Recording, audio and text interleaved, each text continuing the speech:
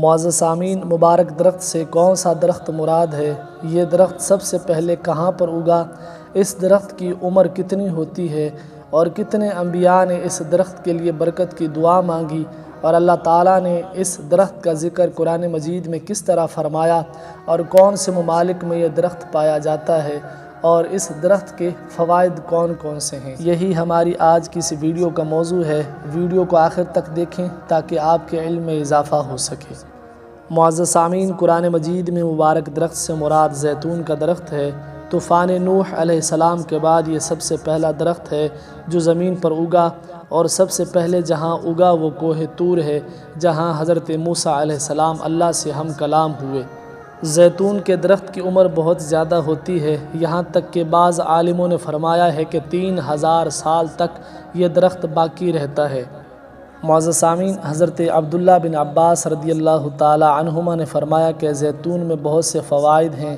اس کے تیل سے چراغ جلایا جاتا ہے، اور یہ بطور سالن کے بھی استعمال کیا جاتا ہے، اور اس کی سر اور بدن پر مالش بھی کرتے ہیں، اور یہ چمڑے کی دباغت میں بھی کام آتا ہے، اور اس سے آگ بھی جلاتے ہیں، اور اس کا کوئی حصہ بھی بیکار نہیں، یہاں تک کہ اس کی راکھ سے ریشم دھو کر صاف کیا جاتا ہے، اور یہ حضرات انبیاء علیہ السلام کے مکانوں اور مقدس زمینوں میں اگتا ہے، اور اس کے لیے 70 انبیاء کرام نے برکت کی دعا مانگی ہے، یہاں تک کہ حضرت ابراہیم خلیل اللہ علیہ السلام اور حضور خاتم النبیین صلی اللہ علیہ وسلم کی مقدس دعاؤں سے بھی یہ درخت سرفراز ہوا ہے۔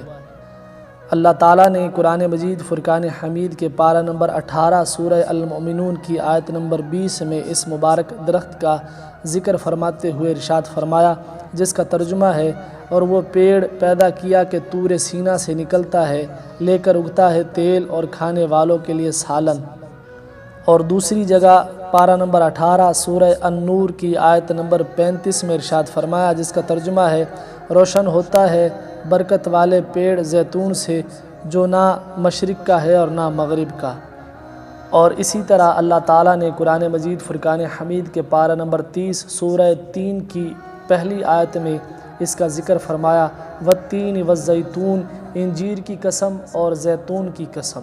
معزز سامعین، زیتون ایک بڑی برکتوں والا درخت ہے۔ یوں تو ہر جگہ یہ درخت بغیر کسی محنت اور پرورش کے ہوتا ہے، لیکن خاص طور پر ملک شام اور عام طور پر ملک عرب میں بکثرت پایا جاتا ہے، اور ان مقامات پر اس کا تیل بھی لوگ کثرت سے استعمال کرتے ہیں، یہاں تک کہ مکہ مکرمہ میں گوشت اور مچھلی بھی اسی تیل میں تل کر لوگ کھاتے ہیں۔